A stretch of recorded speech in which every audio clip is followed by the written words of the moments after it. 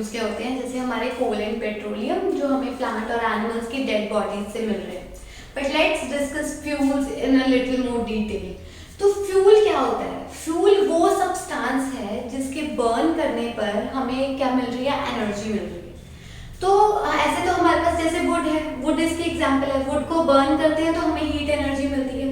हम किसी और सब्सटेंस को, पेपर को भी बर्न कर दें तो वो हमारे पास फ्यूल बन गया है पर हम पेपर को यूज तो नहीं करते ना फॉर अ लॉन्ग टर्म कि पेपर को as a source of fuel use कर रहे हैं। No, so there are some things जो एक सोर्स को हम एक आइडियल फ्यूल बनाने में हेल्प करती है। So we will study about that today.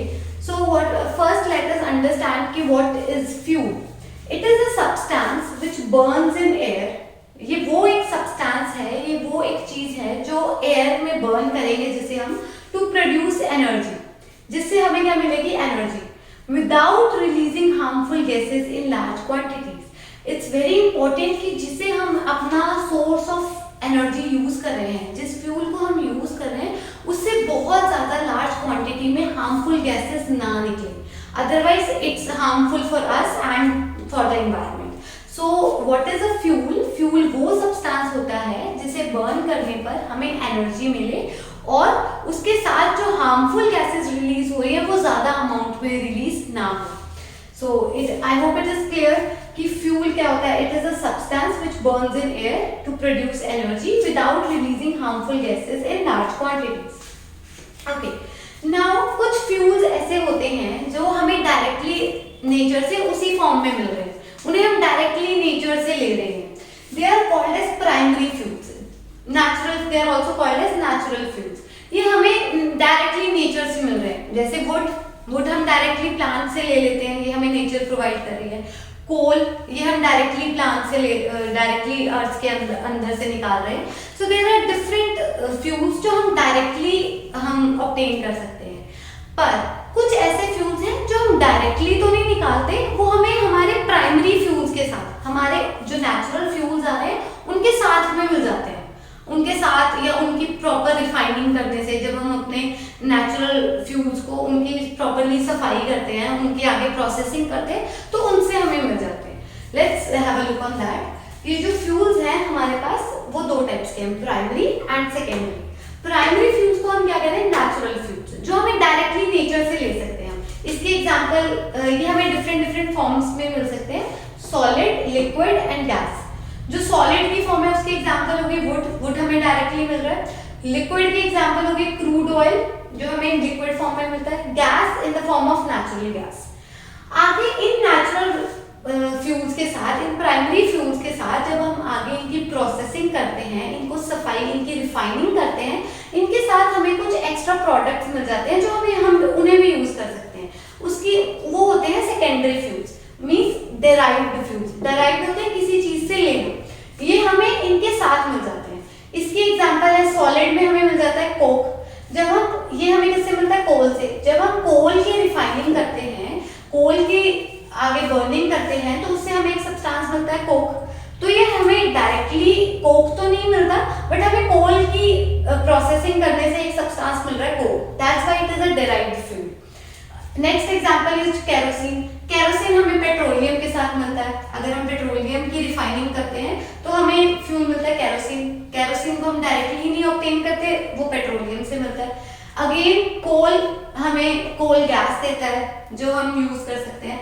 So there are different forms of fuels in natural and derived, and ये हमें तीनों स्टेट्स में मिल सकते हैं, सॉलिड, लिक्विड एंड गैस। इसके एग्जांपल हो गए wood, crude oil, natural gas. Similarly derived fuels वो हैं जो हमें प्राइमरी फ्यूल्स के साथ मिल रहे हैं, ये भी हमें तीनों फॉर्म्स में मिल सकते हैं, सॉलिड, लिक्विड एंड गैस। इनके एग्जांपल हो गए सॉलिड की कोक, लिक्विड के एग्जांपल केरोसिन एंड गैस के example coal gas. Okay, now here we understand a new term which is called as calorific value. Calorific value क्या होती है? Calorific value वो वैल्यू है, वो अमाउंट ऑफ हीट है जो हमें हमारे फ्यूल से बर्न करने पे मिल रही है। मतलब हम कुछ यूनिट मास, मतलब अगर हम सॉलिड में कोई फ्यूल को बर्न कर रहे हैं तो यूनिट मास मींस हम 1 किलोग्राम ऑफ फ्यूल जो बर्न कर रहे हैं उससे हमें कितनी वैल्यू ऑफ एनर्जी मिल रही है, एक थोड़ी मतलब कितनी अमाउंट बर्न करने से हमारे फ्यूल की हमें उससे कितनी एनर्जी मिल रही है, दैट इज कैलोरीफिक वैल्यू। जैसे अगर हम वुड को बर्न करें तो हमें डिफरेंट अमाउंट ऑफ एनर्जी मिलेगी, अगर हम कोल को बर्न करें उससे हमें अलग अमाउंट ऑफ एनर्जी मिलेगी। तो ऐसे डिफरेंट डिफरेंट फ्यूल्स की अलग अलग कैलोरीफिक वैल्यू होती है। What is calorific value? Calorific value of a fuel is the amount of heat liberated by complete burning of a unit mass or volume of a fuel. एक fuel के unit mass और volume को burn करने से, properly complete burn करने से हमें जितनी अमाउंट ऑफ हीट और एनर्जी मिलती है उसे हम कहते हैं calorific value. It varies from fuel to fuel. ये अलग फ्यूल की अलग होगी। So if we see it in a form of formula, what is calorific value? It is the amount of heat liberated when we heat the unit mass of fuel. और हमने कितना mass of fuel burn किया, उसका total amount कितना था, उसे burn करने से हमें कितनी एनर्जी मिली, दैट इज कैलोरीफिक वैल्यू। इसके यूनिट्स क्या होंगे? हमारे पास हीट के यूनिट्स होते हैं joules, but as we are talking about fuels हम उनकी लार्ज क्वांटिटी लेते हैं, so we take as kilo joules per kilogram, कि हमने कितना अमाउंट ऑफ हमारा फ्यूल बर्न किया, उससे हमें कितनी अमाउंट ऑफ एनर्जी मिली, वो होती है कैलोरीफिक वैल्यू। ये हर फ्यूल की अलग अलग होती है।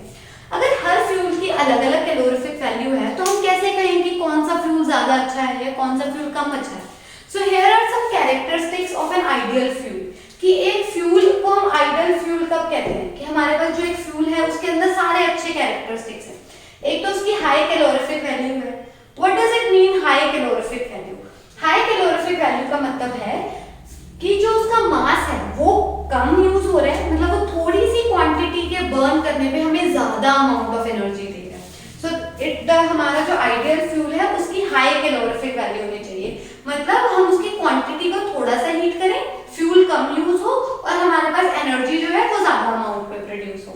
It do not cause any pollution. It's very important. हमारे आजकल हमारे नेचर कितना ज्यादा पोल्यूट हो चुका है, तो जो हमारा फ्यूल है उसकी बर्निंग पे हमें ज्यादा पोल्यूशन नहीं होना चाहिए। लो कॉस्ट, इसकी जो अमाउंट, मतलब जितनी हमें इस पे अमाउंट खर्च करनी पड़ रही है मॉनेटरी टर्म्स में, तो इसकी जो कॉस्ट है वो कम होनी चाहिए।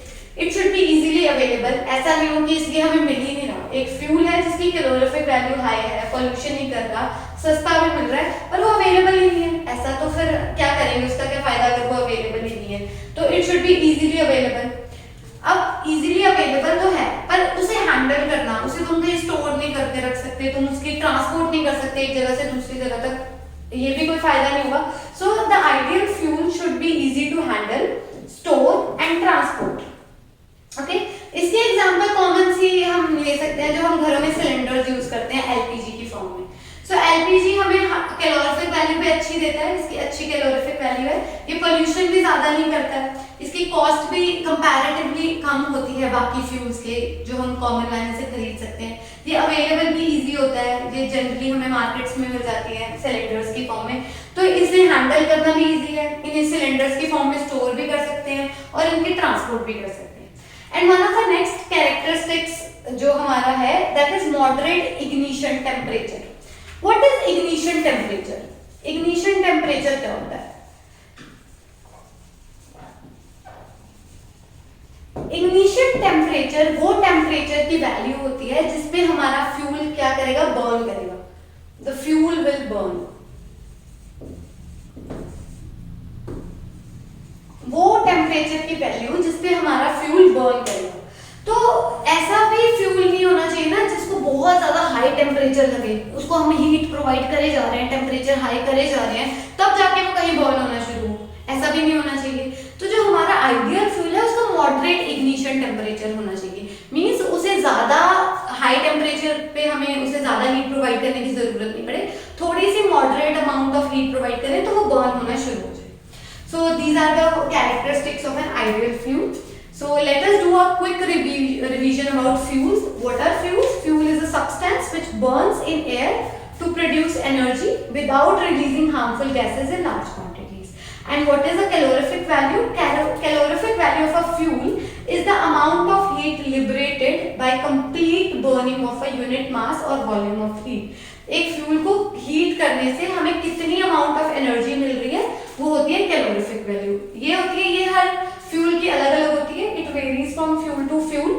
जो हमारे पास फ्यूल्स हैं वो हमें दो फॉर्म्स में मिलते हैं, natural fuels and derived fuels. Natural fuels हमें तीनों स्टेट्स में मिलते हैं, सॉलिड, लिक्विड एंड गैस, जो हमें नेचर में डायरेक्टली मिल रहे हैं।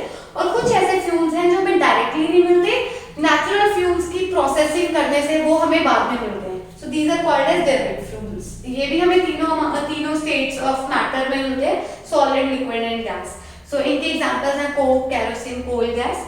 And what is an ideal fuel? Ideal fuel क्या होगा? जिसकी कैलोरीफिक वैल्यू हाई होगी, मींस उससे हमें उसकी थोड़ी सी अमाउंट हीट करने पे हमें ज्यादा एनर्जी मिल जाएगी। वो हमें पोल्यूशन नहीं करेंगे, they will not cause any pollution. उनकी कॉस्ट भी कम होगी, they will have low cost, they would be easily available and easy to handle, store and transport, and they have a moderate ignition temperature, means we do not have to provide them a high amount of energy to burn them. They will be start burning at a moderate amount of temperature.